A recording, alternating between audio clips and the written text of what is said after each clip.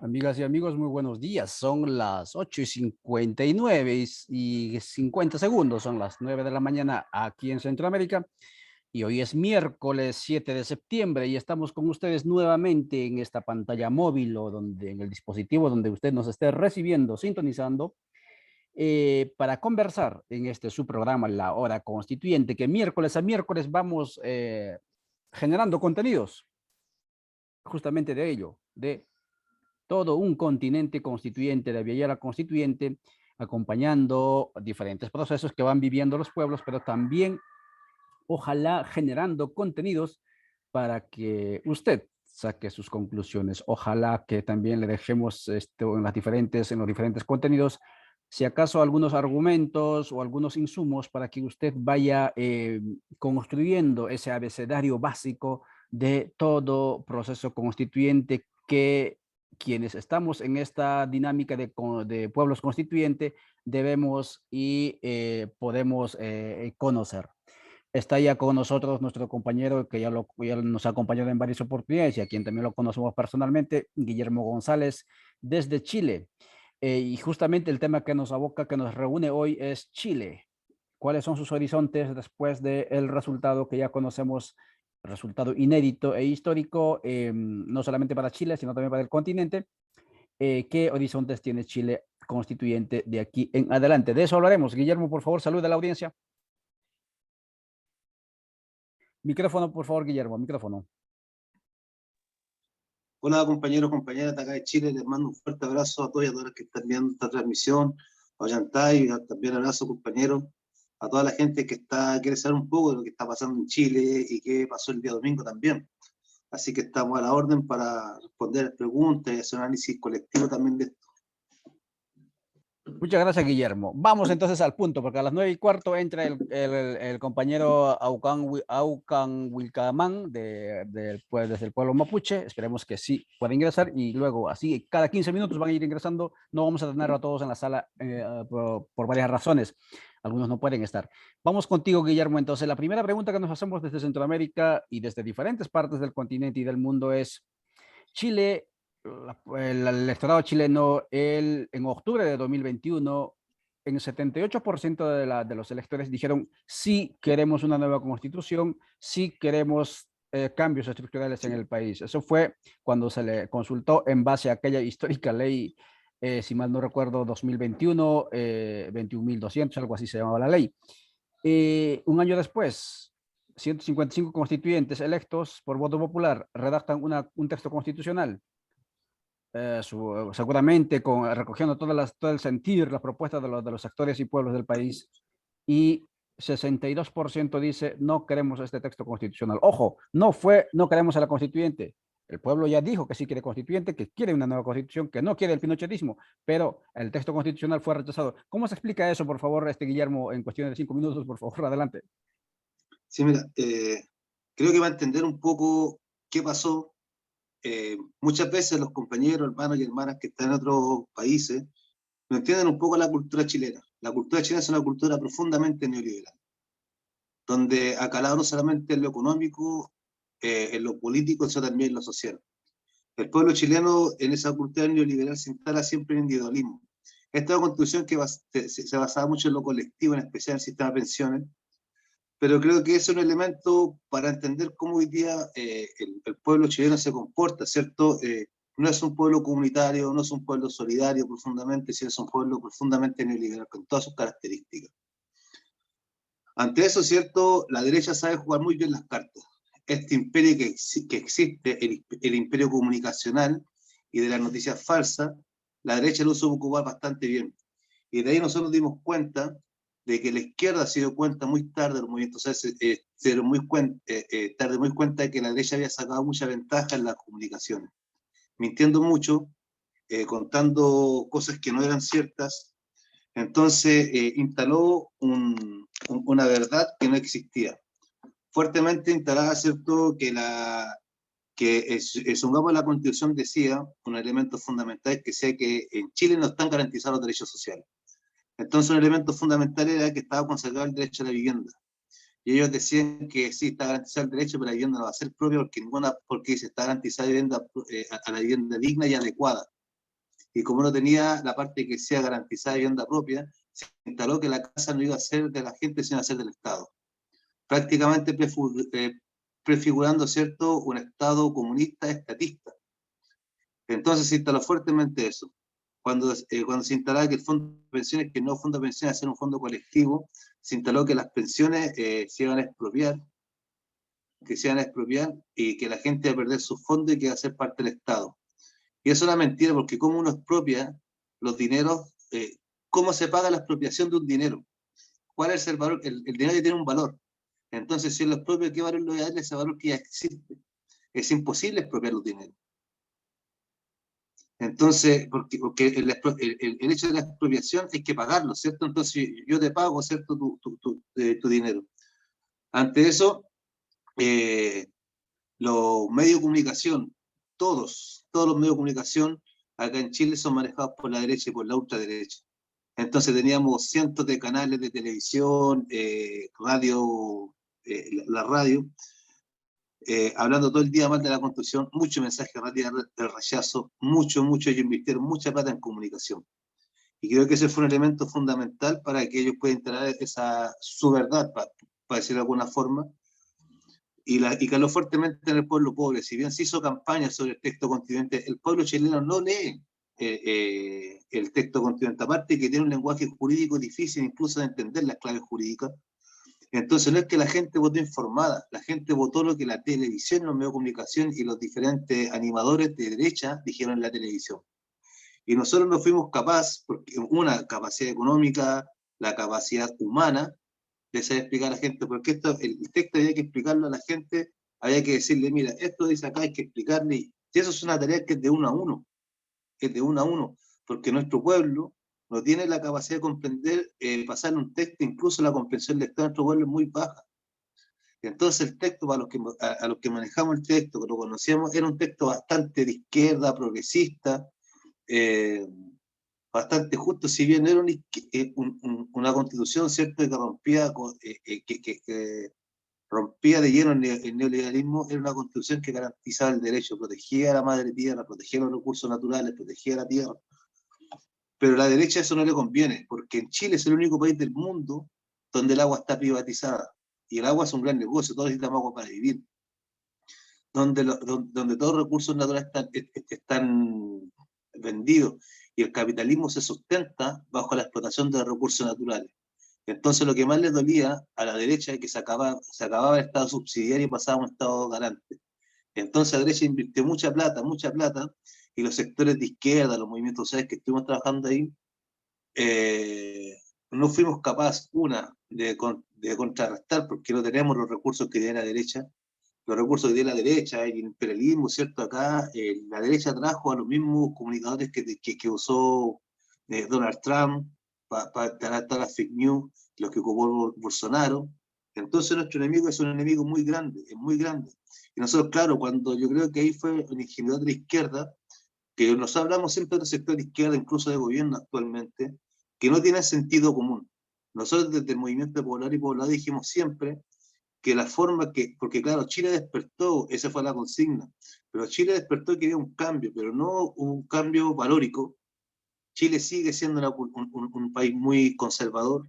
Culturalmente la población, si bien hay sectores progresistas, sectores más que son clase media, pero son las minorías, es la minoría. Entonces, claro, cuando se instala, ¿cierto?, el Frente Amplio en el gobierno, se instalan todas estas fuerzas con discurso prácticamente que Chile cambió y pasó a otra era, eso era mentira, porque las poblaciones, los barrios más pobres, la gente seguía manejada por la espiritualidad moderna, que el catolicismo, el 70% de la sociedad chilena se declara católica. Entonces, y todos los son de iglesias protestantes. La gente que no cree en la espiritualidad moderna es muy poca. Entonces, cuando se instala esto fuertemente, y cuando hablamos, eso es importante porque eso también tiene una orientación valórica. Y cuando se plantea el tema del aborto, el pueblo pobre chileno no está de acuerdo con el aborto. Y la izquierda lo instaló y el movimiento sionista lo instaló fuertemente como si fuera a parecer que el pueblo lo quería. Esa es una imposición de los sectores más progresistas, más avanzados de la sociedad, pero no es una demanda del pueblo pobre que es el que vota en masa. Entonces acá no encontramos en sectores populares que la gente votó por rechazo. que era muy chistoso porque incluso al pueblo pobre era el que más le servía esta propuesta constituyente, porque garantizaba el derecho a la salud, el derecho a la vivienda, el derecho a la educación, garantizaba el derecho a la propiedad. Entonces, todas estas cosas, el derecho a las pensiones, y esto no está garantizado actualmente. Y este es el negocio que tienen que tienen los empresarios aquí en Chile. Entonces, claro, la gente puso primero sus valores cristianos, conservadores, antes que sus derechos. Y hay estos elementos porque es una parte que podemos analizar, pero hay más elementos que podemos Segurísimo que conversar. sí. Segurísimo que sí, Guillermo. Sí, son elementos que nos pone sobre la mesa, Guillermo, para poder entender ese fenómeno, el tema comunicacional, la guerra desigual, ¿no? Pero siempre queda la pregunta, ¿por qué en el 2021 se pudo y esta vez no se pudo? Y hay un elemento que pone también a debate, o por lo menos sobre la mesa, que es esto, una suerte de desencuentro hasta cierto punto entre los, no sé si los 155 o la asamblea o parte de la asamblea con la población que no pudo, digamos, seguir eh, aprovechando, acrecentando el entusiasmo por cambios, ¿no es cierto? Con en la etapa del debate de contenidos, con ese entusiasmo que había aparecido en 2021 por la nueva constitución. Vamos entonces con la siguiente pregunta, Guillermo, para ir concluyendo esta parte de tu intervención. ¿Qué viene ahora? Adelante. Sí, hay decirte algo cortito. Lo que pasó en el primer plebiscito cuando Chile dice un 80% que quiere un cambio constitucional, sí, y eso va. La gente no ha negado que quiere. La gente no quiere la constitución de Pinochet, pero tampoco quiso el texto constituyente que se presentó. Y creo que en primera instancia, eh, como fue un estallido que convocó a la constitución, la derecha no estaba preparada. Los sectores conservadores no estaban preparados para enfrentar esa situación. Crear las condiciones cuando los partidos políticos que quieren la gobernanza, desde el Frente Amplio hasta la derecha, firman un acuerdo por la paz, se armó el consenso neoliberal. Y ese consenso buscaba, ¿cierto?, mantener el gato partismo, que mostrar que algo cambiara para que no cambiara nada. Entonces eso provocó que los sectores de centro izquierda, que la derecha, se juntaran para hacer toda esta campaña del terror de texto constituyente. Entonces, claro, cuando fue el estallido social, la única forma de parar el estallido era que hubiera un consenso neoliberal, y eso se logró. El pueblo estuvo de acuerdo con cambiar la constitución y se bajaron un poco las fuerzas que estaban en las calles. Pero ante eso la derecha no tenía nada que hacer, porque no estaba preparada, y nadie estaba preparado para enfrentarlo. Entonces todos se pusieron progresistas, todos se pusieron de acuerdo con las demandas sociales, pero pasó un año, más de un año, y la derecha se rearticuló, invirtió plata, trajo expertos en comunicación para mentir. Entonces, claro, dieron un año de ventaja para que la derecha hiciera su trabajo, que lo saben hacer bastante bien. Son disciplinados, tienen recursos, tienen la hegemonía. Y entendiendo el concepto hegemónico de Gramsci, uno entiende que manejan todo. Entonces uno entiende qué poderoso es el enemigo cuando lo tienes ahí. ¿Qué viene ahora? Bueno, ahora en estos momentos se están convocando diferentes movilizaciones del mundo estudiantil nuevamente. La derecha está muy empoderada y los sectores conservadores en Chile están muy empoderados con este resultado que tuvieron, que fue arrasante. Si nosotros lo miramos desde ese punto de vista, un 62% que dijo rechazo. Entonces ustedes pueden imaginarse que la derecha acá está bastante empoderada, se siente con la moral suficiente, y hoy día estamos, hace una semana teníamos políticos, animadores, súper progresistas en su análisis y sus comentarios. Hoy día pasamos de un día para otro a tener un país profundamente conservador, criminalizando la protesta social, incluso anticomunista, instalando que todos los que luchamos, todos los que hacemos algo somos comunistas. Entonces hay una criminalización bastante fuerte hacia el comunismo, y el gobierno y todos los sectores progresistas tienen un paso hacia el centro. Entonces creo que hoy día los que empujemos que se debe redactar un nuevo proceso constituyente, que se debe redactar un nuevo texto constituyente, porque eso todos lo dicen que sí, desde la derecha hasta los sectores de izquierda plantean que hay que redactar otro texto constituyente. El problema es que el próximo que salga no va a ser tan progresista como el que se había redactado la primera vez. Entonces, ¿qué hay que hacer? Nosotros creemos que, claro, esto fue un retroceso bastante grande, compañeros y compañeras. Fue de verdad, uno que quiera salir por arriba es muy difícil, porque no tenemos las condiciones, no existe la unidad. Los sectores progresistas, que no son de izquierda y no quieren transformaciones al modelo estructurales, dieron un paso hacia el centro. Ahí vimos que el gobierno hizo cambios de ministro y trajo a la vieja guardia de la concertación, que fue lo que criticó el pueblo, ¿cierto? Esos 30 años. Colocó como ministra de Interior, que es la vicepresidenta hoy día, a una ex alcaldesa, una ex figura fuerte del bacheletismo y del agua, y la colocó como ministra de Interior. Eso es una señal que va a gobernar con los 30 años. Y eso significa que, claro, todo lo que se veía una esperanza de tener un cambio, se ve truncado respecto a eso. Pero creo que, claro, si antes nos costaba mucho generar los cambios, ahora nos va a costar un poco más. A pesar que sentimos, y se siente, de verdad se siente, para los que estamos en la rueda política, en los movimientos sociales que son retrocesos, se siente, porque hoy día de 10 personas 6 votaron rechazo. Muchas gracias. Entonces, Sí, sí, vamos concluyendo, Gonzalo, sí. Digo, perdón, Guillermo, vamos. no, mira, ahí personando con lo que le decía, que en el fondo hoy día lo que viene es seguir empujando, ¿cierto? Que se arme nuevamente en una convención constitucional, que fue lo que votó la gente votó por el cambio constitucional, quería cambiar la constitución y que sea una convención constitucional. Creo que lo que nos queda a nosotros es empujar que eso se haga nuevamente, que se haga con nuevos rostros, ¿cierto? Porque legalmente los constituyentes que el texto constituyente no pueden repostularse.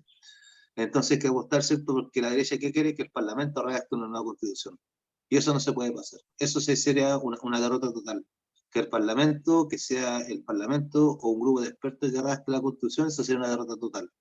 Pero creo que lo que perdimos fue una batalla, no perdimos la guerra. Entonces, ante eso, tenemos que estar firmes y saber que este proceso constituyente hay que escribirlo nuevamente con la gente. Muchas gracias, Guillermo González, desde Chile, desde Santiago. Nos comentó entonces qué viene ahora y obviamente ahí está, ¿no? Pues, sigamos con lo que va ocurriendo en Chile. Obviamente el pueblo pidió y exige cambios estructurales y hacia eso se tiene que avanzar. Ya está con nosotros Aucan Wilcamán, él desde el mundo mapuche, desde Guaymapu. También ya está en sala con nosotros Adolfo Mendoza. Él ingresa a las 9:30, pero él va a hablar sobre su lectura desde Bolivia, porque él está ahora en Colombia, pero él ha sido asesor y parte fundamental también de todo el proceso constituyente boliviano. Vamos contigo, Aucan Wilcamán. Mucho gusto verlo por primera vez en esta pantalla. Estamos en la hora constituyente, que transmitimos de miércoles a miércoles a las 9 de la mañana en Centroamérica, aquí son 9:17.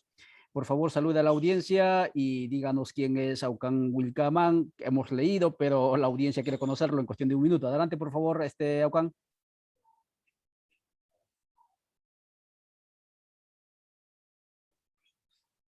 No, Aucan salió. Entonces, estamos conversando, amigas y amigos.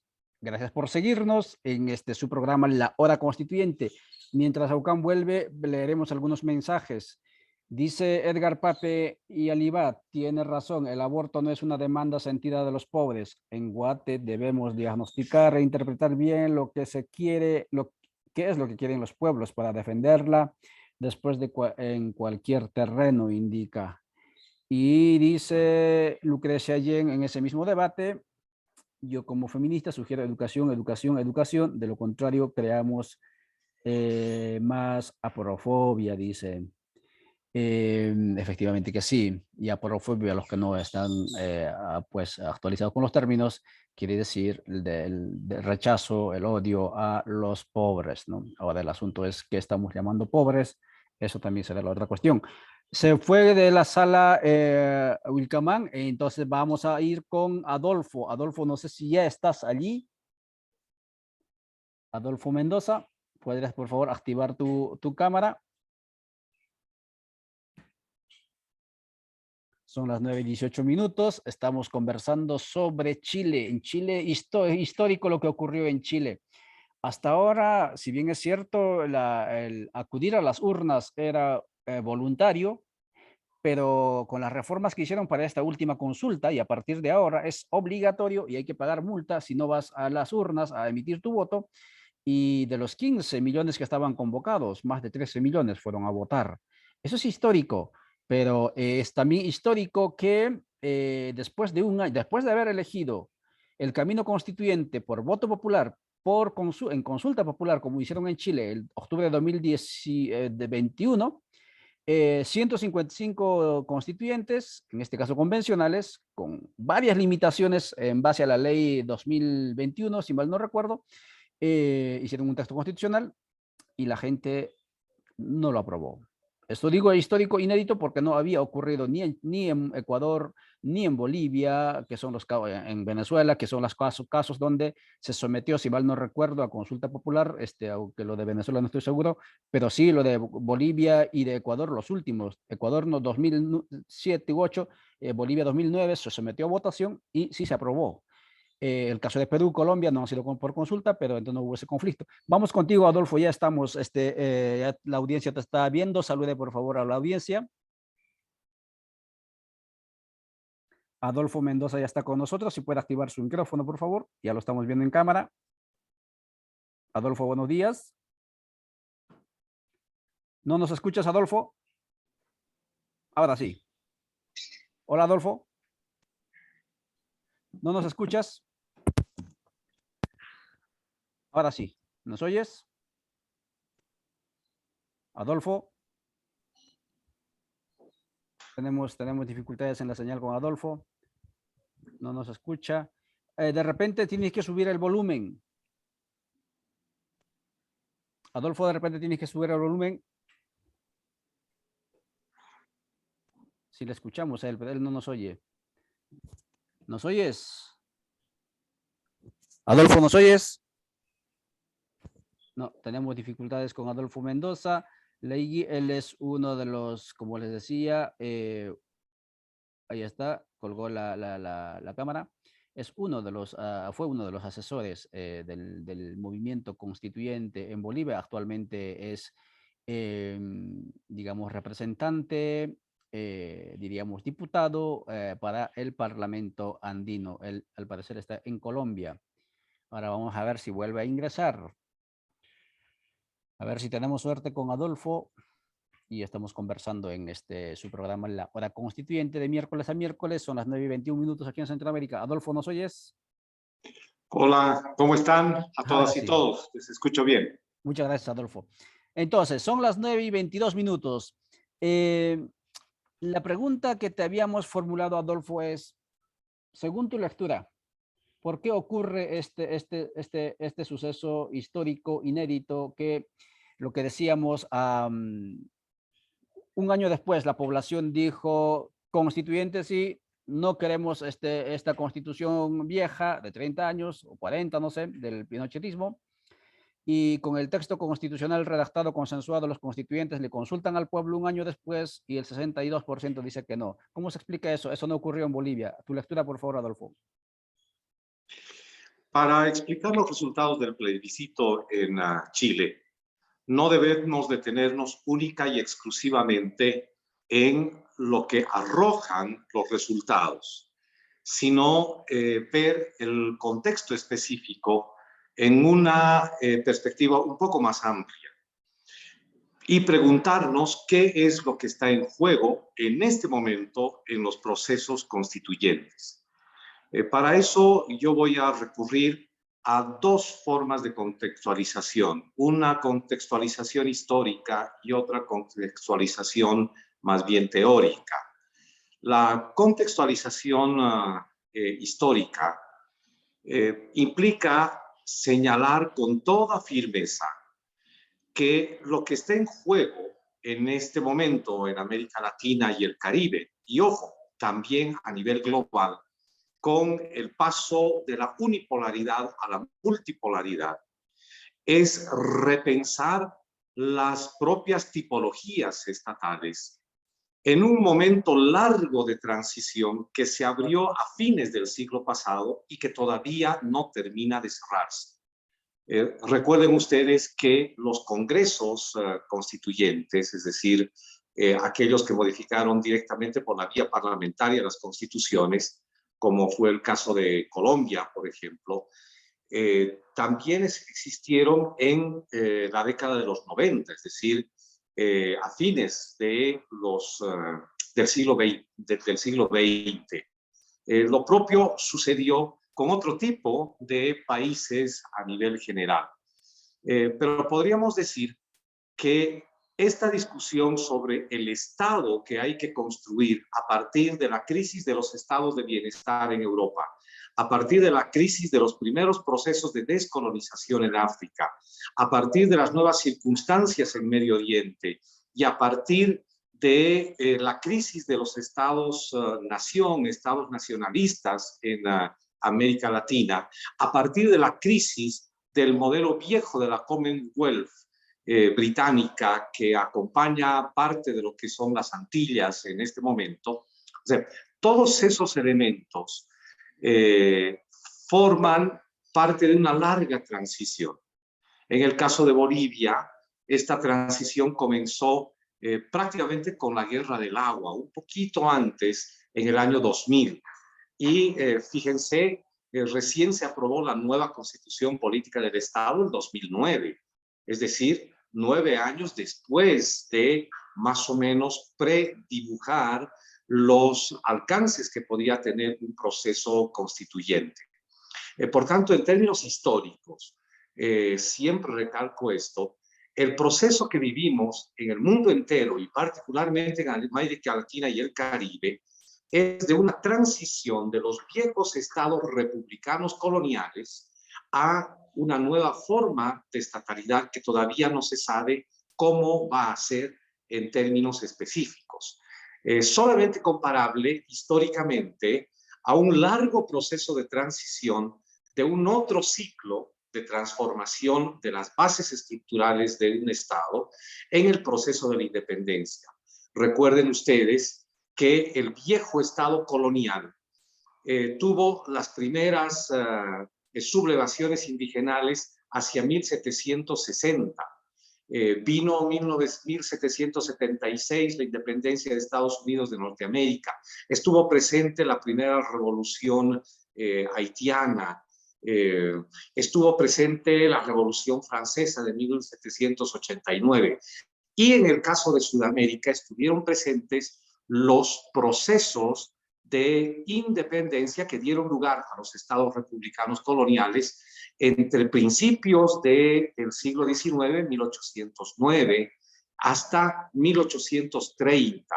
Por tanto, estamos hablando en ese momento de un proceso de transición largo, desde 1760 hasta 1830. Imaginemos eso, son prácticamente 70 años de transición. Lo propio sucedió en el caso de Centroamérica. No nos olvidemos que antes de la conformación de los estados republicanos coloniales, que ya ingresan en la lógica del nuevo imperialismo norteamericano en Centroamérica, tuvieron una característica también particular. Allí existía la llamada Federación de Estados Centroamericanos inicialmente, a principios del siglo XIX. Y esto se desdibujó más o menos en 1842, 1845 en Centroamérica. Entonces, tenemos que ubicar lo que ha ocurrido en Chile en un contexto de transición larga, un contexto de transición de un movimiento general de la época. Esto es algo que no debemos perder de vista para entender todos los procesos constituyentes, el ecuatoriano, el venezolano, el boliviano, el chileno, lo que puede suceder en Guatemala, lo que puede suceder en Perú, etc.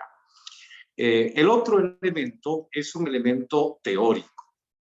Lo que está en juego en este momento es cuál el tipo de Estado a construir en la nueva geografía política a nivel mundial. Y allí existen 3 tendencias de lectura de la nueva estatalidad. Por un lado, está una tendencia que invita a pensar en la remoción de una tipología estatal de una manera de reproducir que en otras condiciones lo que podríamos denominar el Estado gendarme, el Estado guardián. Marruecos en este momento es un Estado guardián de las relaciones imperiales, de lo que ocurre con la OTAN, etc. En Europa, varios de los países europeos, después de la crisis de su estado de bienestar, están deviniendo en estados gendarme. Eso es lo que quiere la OTAN en el caso de Ucrania, eso es lo que quiere la OTAN en el caso de aquellos países que ahora están como satélites de la formal Unión Europea. Incluso España tiene la pretensión en una de sus tendencias de revitalizar la monarquía para precisamente constituirse al interior de Europa en un estado gendarme. La otra tendencia a nivel general es construir una tipología de estado de bienestar renovado. ¿Qué quiere decir esto? Quiere decir que frente a los logros que se tuvieron el siglo pasado, después de la Segunda Guerra Mundial, especialmente en los países del Atlántico Norte, pero también en América Latina, se debieron a la incorporación del concepto de Estado Social de Derecho. No solamente Estado de Derecho, sino Estado Social de Derecho, que se obligaba a garantizar los derechos sociales en cada una de las formaciones sociales. Esto sucedió, para poner el ejemplo boliviano, con el llamado Estado de 1952, fruto de los sucesos, revolución, algunos le llaman, del 9 de abril de 1952. Lo mismo sucedió un poco antes en México con la Revolución mexicana de 1910.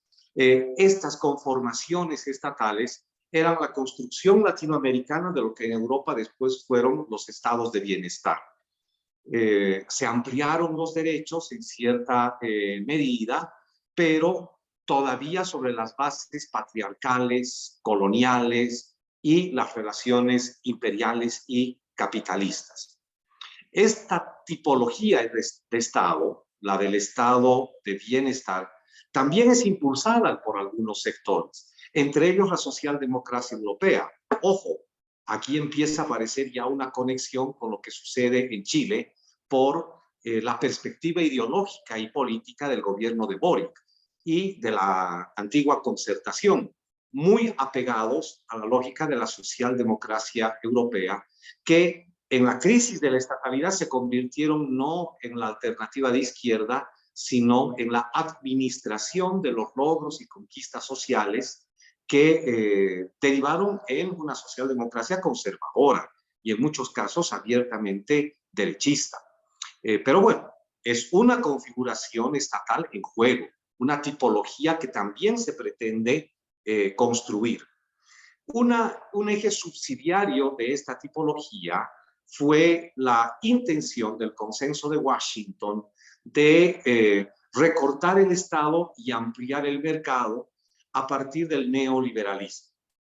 Eso forma parte también de esta discusión. Son las tendencias en juego. Y finalmente, a partir de la impronta de las naciones y pueblos indígenas originarios campesinos en el mundo entero, aparece una reivindicación que ya estaba presente en el proceso de la independencia y es leer al Estado-nación en clave plural, en clave heterogénea, o lo que podríamos llamar leer lo nacional como un hecho plural, en otros términos, leer lo plurinacional, en otros términos, construir un Estado plurinacional.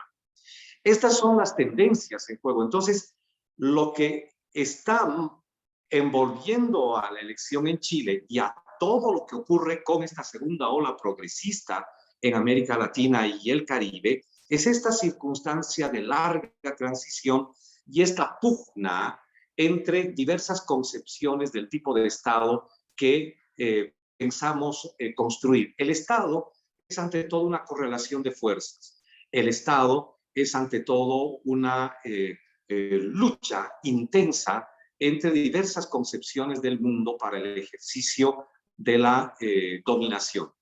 En todo ese contexto teórico y también histórico es que debemos ubicar los resultados de Chile. ¿Qué quiere decir todo esto en términos concretos? Que los resultados de Chile están mostrando la debilidad, primero, de la segunda ola progresista en América Latina. No es un hecho solamente chileno, es algo que ocurre en varios países de América Latina, donde gobiernos progresistas se están dedicando única y exclusivamente a administrar los logros de las conquistas de los derechos en la última década de este largo proceso de transición y por tanto con el peligro de caer en tendencias conservadoras y formar parte más bien ya no de la construcción de los estados plurinacionales, sino de la construcción de estados de bienestar tutelados o de estados gendarmes. Eso es lo que está en juego. Pero vamos, en términos ya de coyuntura mucho más precisa, acotada en el tiempo, lo que llama la atención es que en el caso chileno no se puede explicar el proceso constituyente sin la movilización ciudadana, la movilización estudiantil, la movilización de las naciones y pueblos en Chile. Ellos fueron los que abrieron la ruta para el proceso constituyente. Pero este proceso constituyente tuvo una característica específica, recortada, limitada por el poder constituido en el momento de lanzar la Convención Constitucional. ¿Cuál fue este límite? El límite fue incorporar la lógica de los partidos tradicionales en crisis a la transformación constitucional. Lo que ocurrió en Ecuador, lo que ocurrió en Venezuela, lo que ocurrió en Bolivia, no fue así.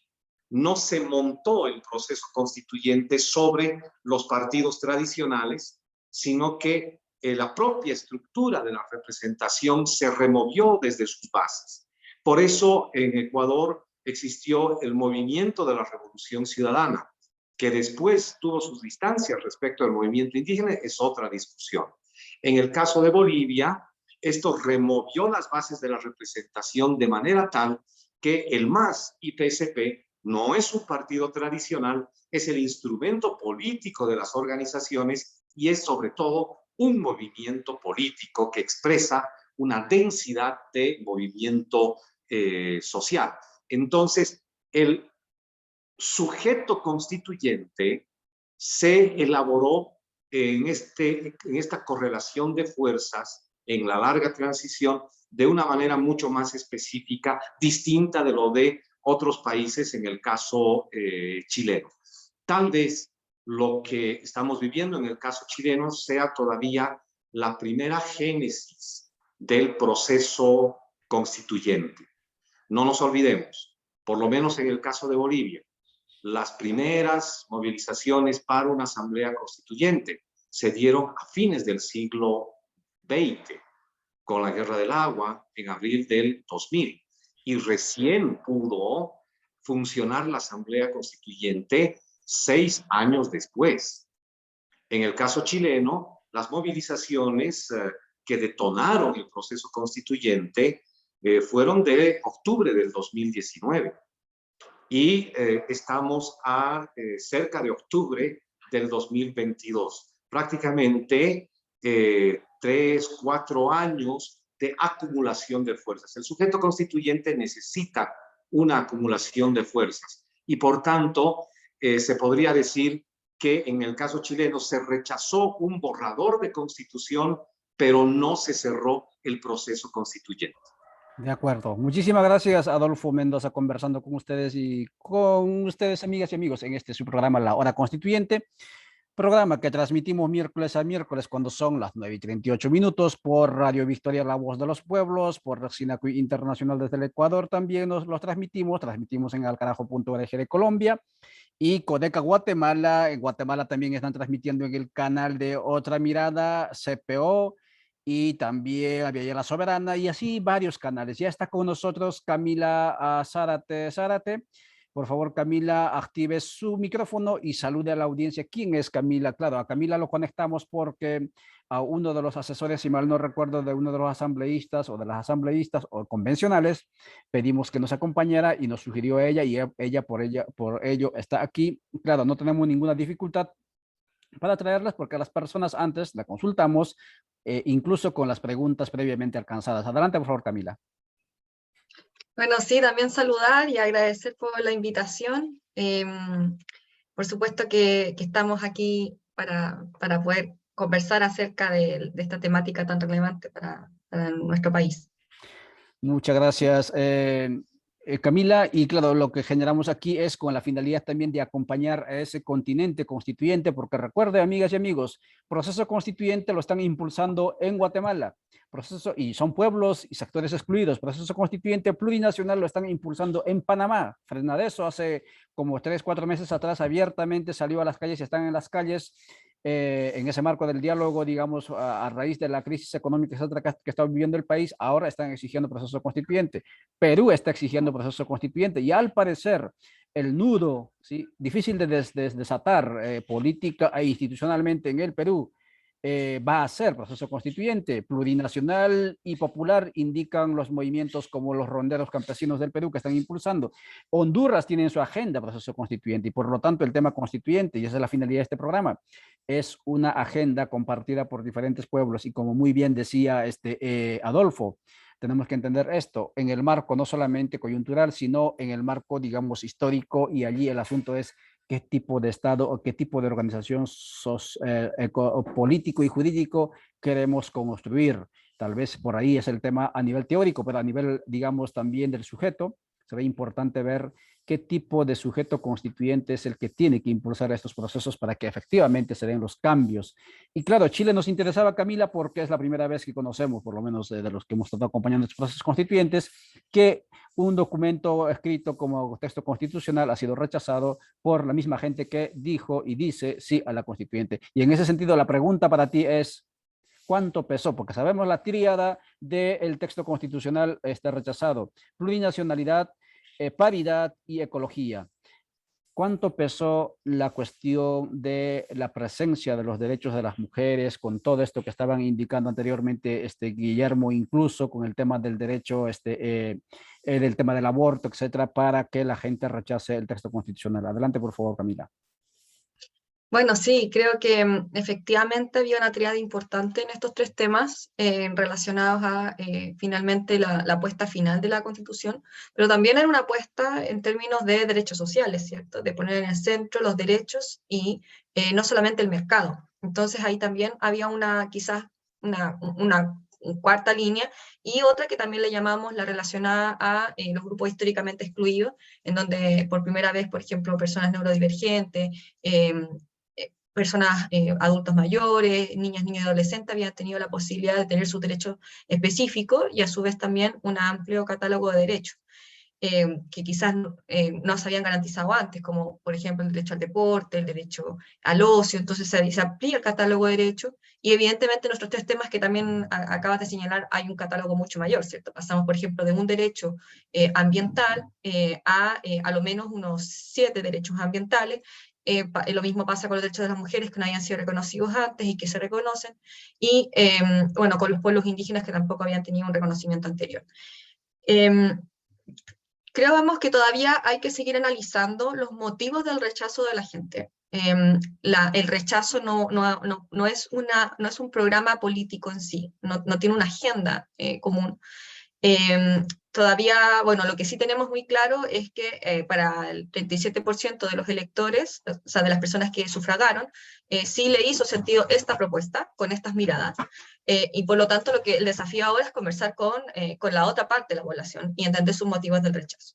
Y eso es lo que todavía hemos estado haciendo, ¿cierto? Hay una mirada que efectivamente tiene que ver más que una oposición directa a estos tres temas, hay una mirada de instalación de temas que quizás faltaron, ¿cierto? Más relacionados a las condiciones económicas de la gente. Hay también una mirada, o bueno, también por ejemplo los temas de seguridad que también están siendo bien complejos en el país y que ahí se sintió cierta falencia. Respecto, por ejemplo, a la temática de ecología, yo me atrevería a decir que la gran mayoría de las personas les hacía sentido, no es de los motivos por los cuales hemos hecho consultas respecto al rechazo, no tiene mucho que ver con esa temática. Chile es un país que tiene una conciencia ecológica bien importante y que está dispuesto a asumir desafíos climáticos porque también sabe que estamos en una situación compleja, ¿cierto? Con varias zonas de sacrificio, con problemas hídricos y además también con una situación geográfica que nos hace muy vulnerable a los cambios climáticos. Entonces, hay también, obviamente, una parte de la población que todavía el tema no le hace 100% sentido, pero la gran mayoría sí le hace. Entonces, al menos eso lo hemos podido sondear. Respecto a la temática de género, también hay que seguir trabajando. Sí, la temática del aborto efectivamente es un tema que hizo a algunos rechazar, y eso es algo que tenemos que conversar, pero no me atrevería a decir que toda la temática de mujeres. Hay otras temáticas relacionadas a los derechos de cuidado, a los derechos... bueno, derechos sexuales y reproductivos en amplio, y eso tenemos que seguir conversando para ir viendo cuáles son los temas que sí, insisto, que sí le hacen sentido a esa población que votó rechazo, pero tampoco alejándonos tanto de la población que votó apruebo, porque de todas maneras, si hacemos esto, finalmente vamos a hacer que ese 77% después quiera rechazar, ¿cierto? Así que por eso también es importante entender, para ese 77% ese proyecto le hizo sentido, para el otro no, pero también hay que ver los motivos de quienes rechazaron y qué proyecto quieren. Por eso yo decía que esa masa de rechazo todavía se está analizando, todavía no hay un proyecto político. De hecho, si lo hubiese habido quizá una manifestación mucho más grande en las calles una vez que ganó, sino también habían varias otras ideas, y eso es lo que hemos estado recolectando, ideas, por ejemplo, de que se podía mejorar, o sea, de que no estaba mala, pero se podía mejorar. La idea que se instaló de la tercera vía, o ideas quizá un poquito más confusa, y ahí también asumimos un rol por parte del proceso constituyente de no haber, por ejemplo, desmentido algunas informaciones que no son reales respecto de supuestos efectos que iban a tener los artículos y que no eran así, y que motivaron a personas a rechazar. Por ejemplo, se dijo muchas cosas que no eran reales respecto de la vivienda, se dijeron cosas que no fueran reales respecto de los alcances de las temáticas de los derechos indígenas, y eso evidentemente también movilizó y algunas personas a votar rechazo, pero no sabemos cuántas. Eso es todavía lo que estamos como averiguando. Lo único que tenemos claro es eso, que no existe una sola propuesta mancomunada por parte de las personas que votaron rechazo. Hay varios motivos, y lo que tenemos que hacer ahora es un proceso de conversación, de diálogo, para entender esos motivos, y desde ese entendimiento ir viendo cómo también esa propuesta se mejora, que también es lo que se ha conversado, ¿cierto? No partir de cero, sino que entender que por primera vez tenemos un texto que viene a articular interseccionalmente distintas apuestas de los distintos sectores sociales, y desde ahí tenemos que seguir trabajando, porque es el primer ejercicio que nos damos como sociedad de hacer algo así. Muchas gracias, Camila Zárate, conversando desde Santiago, desde Chile, sobre cuánto pesó estos temas. Específicamente preguntaban por el tema de la paridad, del feminismo, etcétera, pero también ella nos mencionó cuánto pesó efectivamente para esta decisión. Y es importante lo que dice ella, y con eso voy a entrar a la segunda pregunta con ella, y luego pasamos también con nuestros siguientes invitados cuando son 9:47. Ella indica, no partimos de cero ahora, y ese no partimos de cero está indicando lo que ya Adolfo dijo, y también sabemos ya por la lógica constitucional, que ante el rechazo, digamos, popular de un texto constitucional, no es que el proceso constituyente aborta o muere, termina, sino que únicamente lo que se hace en otros casos, no es este caso, pero si la Asamblea Constituyente hubiese sido una Asamblea Constituyente originaria, lo que tendría que haber hecho las y los constituyentes es reunirse nuevamente ante la desaprobación popular de su texto constitucional e incorporar todos los otros elementos, los que estaban ausentes o presentes, que estaban generando desencuentro. Pero como no es esa lógica, y esto muy bien lo explicaba Adolfo, entonces ahora se tendría que ir en Chile a un proceso electoral para seleccionar, para buscar constituyentes, porque ir por la vía de los notables, como en algún momento se planteó, eso sí es retroceder en la historia, decir que en Chile no hay ciudadanía plena para todos, sino unos son más ciudadanos que otros, y por lo tanto los notables tienen que redactar el texto constitucional. Camila, la pregunta también que nos hacemos es, en el caso de Bolivia y Ecuador, más o menos hemos contabilizado, los que hemos estado detrás de estos procesos constituyentes, alrededor de 3.000 propuestas más o menos registradas en diferentes comisiones durante el funcionamiento de la Asamblea Constituyente en casos de estos dos países. Pero desconocemos en Chile cuántas propuestas recibieron los 155 convencionales, y cuánto por ciento de esas propuestas, ¿no?, se ha incorporado en el texto constitucional. No sé si nos podrías ayudar con ese dato, si acaso lo tienes, y si no, tu reflexión a raíz de esa participación popular. Sí, bueno, la verdad es que el dato concreto no lo manejo. Teníamos una página web de Convención Constitucional en donde se levantaron y se subieron todas las propuestas, y aquellas que obtenían una cantidad de firmas ingresaban ya como una iniciativa en la convención. Varias de ellas fueron aprobadas, incluso varias de ellas abordaban la misma materia. Por ejemplo, en términos de ecología, que es donde yo más me enfoqué, tuve la posibilidad de coordinar la Comisión de Medio Ambiente. Fuimos, además de ser la comisión con más audiencias públicas solicitadas, que finalmente también fuimos, junto con la Derechos Fundamentales, la que más audiencias públicas realizó, también fuimos una de las comisiones con más iniciativas populares de norma.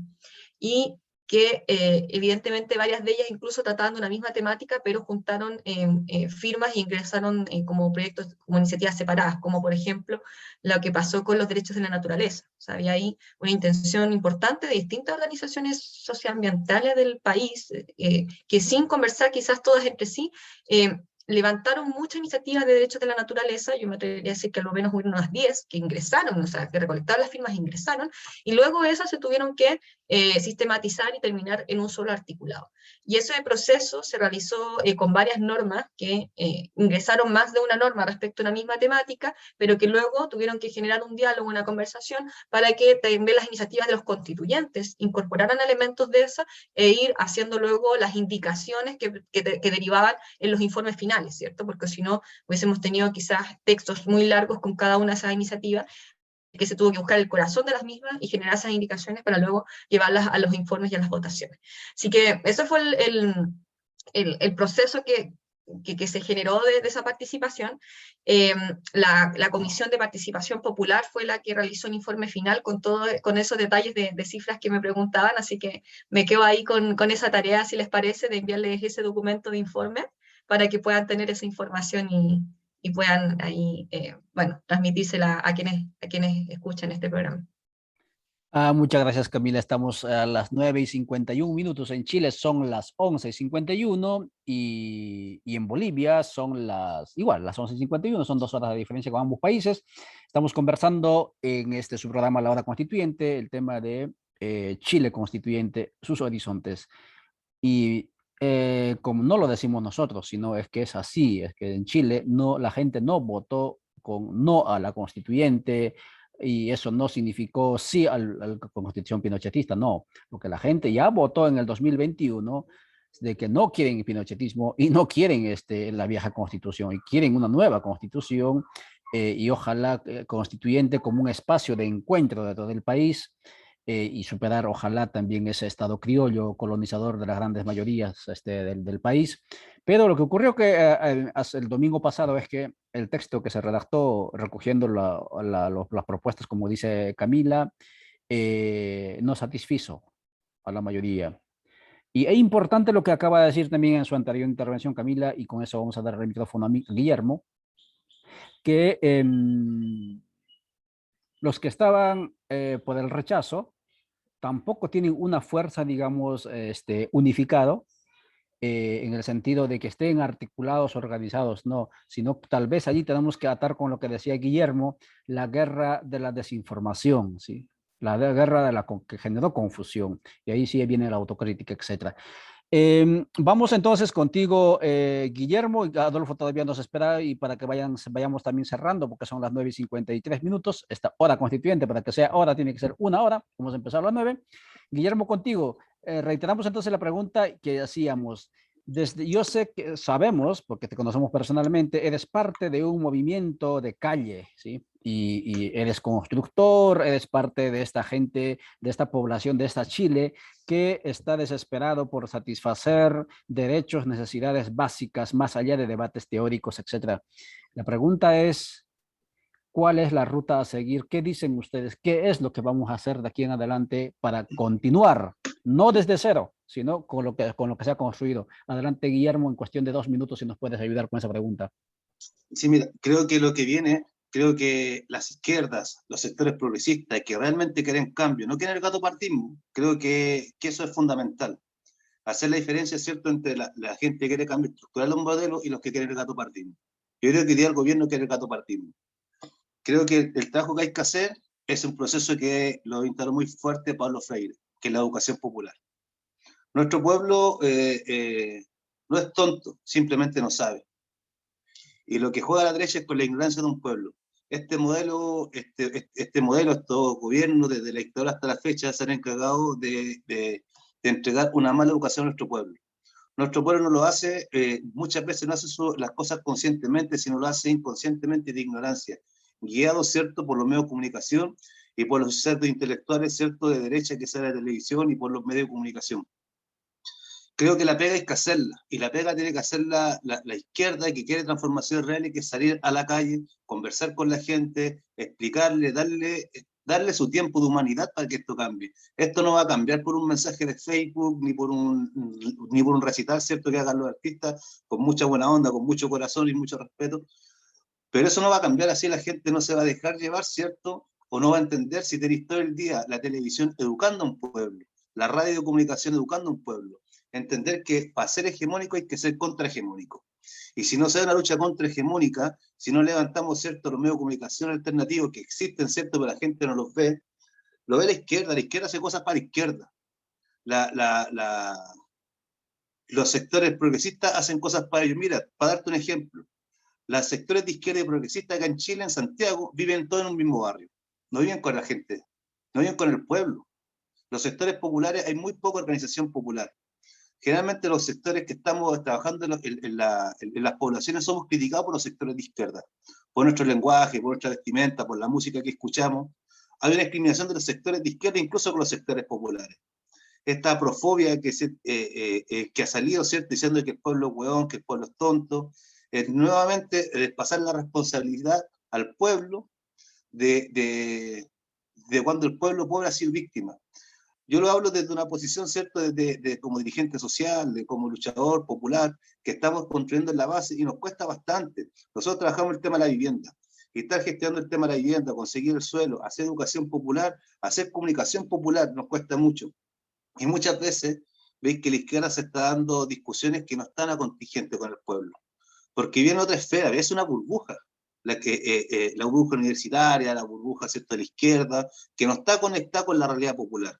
Entonces creo que si la izquierda quiere cambiar las cosas realmente, tiene que empezar a trabajar con el pueblo, manejar el lenguaje popular. Mira, la clase política y la izquierda maneja un lenguaje político que es el mismo lenguaje que maneja la derecha, y se burlan del lenguaje popular, se burlan constantemente del pueblo y después esperan que el pueblo vote por ellos, cuando la derecha sabe cómo trabaja eso.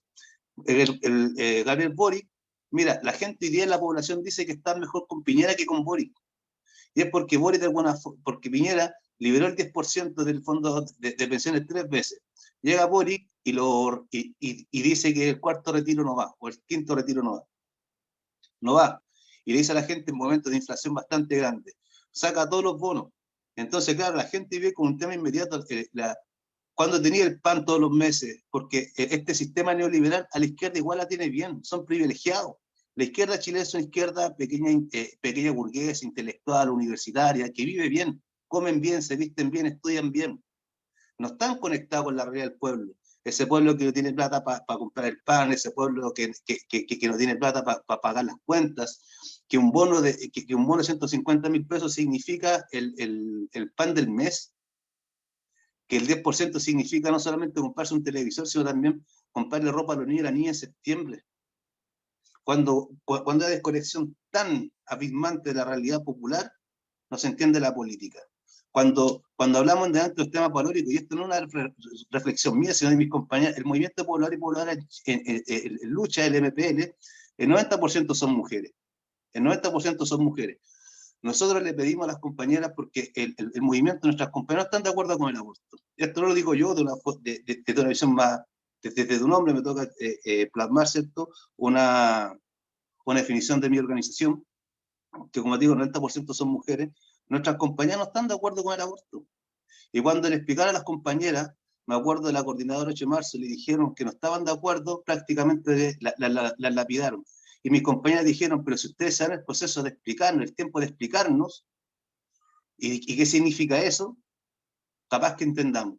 Las compañeras nunca más volvieron a la asamblea pobladora a conversar con nuestras vecinas. Eso es como te digo, estáis o no estáis. Entonces cuando quería hacer cambio, hay que entregar tiempo de tu humanidad para que eso cambie. Porque la vecina no te va a entenderte en un live solamente. Los dirigentes populares tenemos que darnos tiempo de conversar con 2 o 3 vecinos. Nosotros decimos siempre, desde el MPL, el Partido Igualdad, al cual yo represento, nuestra pega va a ser más lenta, porque estamos educando al pueblo desde la nada. Estamos trabajando con ese pueblo pobre que con suerte sabe pegar letras, que no tiene comprensión lectora, que no entiende el mundo que lo rodea. En cambio, la izquierda se educa detenida para gobernar. Los sectores progresistas son todos profesionales. Entonces, claro, su debate va a ser siempre más elevado, va a ser más rebuscado, va a ser más intelectual, va a ser un lenguaje más académico, pero en la población no se maneja ese lenguaje. Muchas gracias, Guillermo González, por esas palabras sentidas. Y claro, gastar la vida nos indica para hacer ese proceso pueblo constituyente y no se hace desde la pantalla, se hace desde la calle, gastando suela de zapato.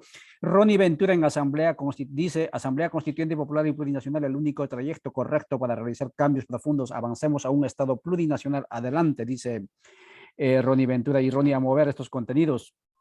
También dice Roxinaco y Comunicación, José Atupaña desde el Ecuador. Interesante, ahora los grupos de poder tradicional están envalentonados con el resultado del rechazo.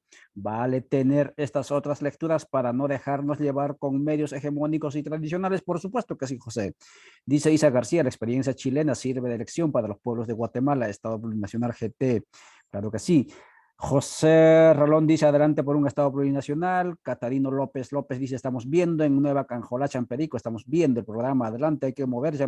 José López, Catarino López, este programa, estos contenidos. Dice Lucrecia Guillén, estamos leyendo la página de Codeca Guatemala, ánimo Guatemala, vamos por un Estado plurinacional, popular y plurinacional, es impostergable, nos indican. Voy contigo, Camila, para ir cerrando esta transmisión cuando son las 10:01. La pregunta, Camila, para ti es, incluso, muy a pesar que el texto constitucional había trabajado el tema de la plurinacionalidad, también ya estuvo el tema de las autonomías indígenas, aunque no del todo trabajado, pero estuvo allí, estuvo el pluralismo jurídico, aunque no con mecanismos de exigibilidad, pero estuvo allí. Hay sectores de los pueblos indígenas, como los territorios mapuches, que no estaban del todo de acuerdo con el texto constitucional, y no sé si han votado por el desapruebo, seguramente que sí, pero hoy justamente teníamos invitado al compañero Aucán Wilcahuamán, y entró y no pudo continuar. La pregunta es, ¿qué es, según tu lectura, lo que faltó para que los pueblos originarios, ¿no? Y porque estamos hablando de la plurinacionalidad, para que los pueblos originarios efectivamente estuviesen de acuerdo con una propuesta plurinacional en Chile? ¿Qué es lo que tiene que incorporarse en el texto constitucional, en las nueva institucionalidad, etcétera? Si nos podrías ayudar con eso en cuestión de unos minutitos, por favor, Camila, que nos quedan. Sí, bueno, hemos conversado también ese tema en el Movimiento del Agua de los Territorios, por ejemplo, que también se ha reconocido como plurinacional. Y nos hemos dado cuenta, bueno, por una parte, de que hay un sector que no estaba de acuerdo con las trabas institucionales que se generaron en torno a la propuesta final, porque evidentemente en este ejercicio de tener que transar ciertas propuestas, ¿cierto?, de donde se genera el resultado de una negociación en el fondo. Finalmente, como tú bien decías, pasa el problema de que, por ejemplo, los mismos sistemas indígenas a nivel judicial luego tenían que ser revisados por la Corte Suprema. El ámbito de acción del consentimiento de los territorios indígenas también era un ámbito acotado. Entonces, la misma composición de esta comisión, ¿cierto?, restitución de tierras indígenas, también era una institucionalidad que quizá no te aseguraba un resultado. Y en ese sentido había también una disconformidad en términos de la profundidad, ¿cierto?, de estas materias. Pero también otro fenómeno que hemos analizado, quizás nos falta un poquito más de detención en la comprensión, es que existe de esta quizá desconexión, ¿cierto?, territorial, una idealización respecto de lo que piensan o no piensan los pueblos indígenas en nuestro país, en términos de, por ejemplo, bueno, cómo nosotras y nosotros percibimos la cosmovisión indígena desde un punto de vista, ¿cierto?, ecológico, etcétera, pero que quizás tampoco esas percepciones son tan... o sea, están tan alejadas, ¿cierto?, de otros tipos de parámetros actuales, ¿cierto?, más relacionadas a quizá aquellas proposiciones que vienen más del mercado, por ejemplo. Y en ese sentido creemos que nos falta ahí también una comprensión respecto de ver qué es lo que realmente se quiere. O sea, por ejemplo, de repente hay incluso visiones que pueden ser más conservadoras de algunas materias que quizás motivaron a un rechazo. La misma temática de la propiedad, por ejemplo. Hay una discusión bien importante respecto de quienes tenemos una visión crítica, ¿cierto?, acerca de cómo finalmente la propiedad sostiene, evidentemente, este sistema, bueno, de capitalista y de consumo, y por lo mismo que entendíamos que hay algunos elementos de la naturaleza que tienen que salir del ámbito de la propiedad para poder salir del ámbito del mercado, y ahí se generan ciertas discusiones que yo creo que todavía ahí nos falta una conversación para quienes dentro de los pueblos indígenas sí defendían la propiedad. Así que creemos que ahí, bueno, hubieron otros factores que tenemos que seguir analizando. Yo me atrevería a decir sí o sí que la propuesta, si bien era una avanzada en términos de una salida democrática, de conversación con los pueblos indígenas, de todas maneras no era una propuesta que permitía realmente la autodeterminación indígena. Yo también fui bien crítica en ese sentido, porque para mí sí era importante una autodeterminación real de los pueblos originarios. Me parecía que era una propuesta que generaba muchas trabas a nivel institucional para ese ejercicio. Y por otro lado, creo que está este otro fenómeno que tenemos que seguir analizando acerca de esta idealización de lo que piensan o no piensan los pueblos indígenas, y que tenemos que seguir conversándola para que realmente podamos ver cómo se sienten representadas en estos procesos. Muchas gracias, Camila, por esa aproximación. Muchas gracias también, Guillermo, y gracias, amigos y amigas, por vuestra atención. Este ha sido nuestro programa La Hora Constituyente, Chile Constituyente y sus horizontes, y estamos atentos con lo que va ocurriendo en el continente constituyente, y agradecemos también a Adolfo, que ya no está, y obviamente también a Laucan Wilcaman, que intentó ingresar. Muchísimas gracias por vuestra atención. Nos veremos el próximo miércoles. Hasta entonces, chao, chao.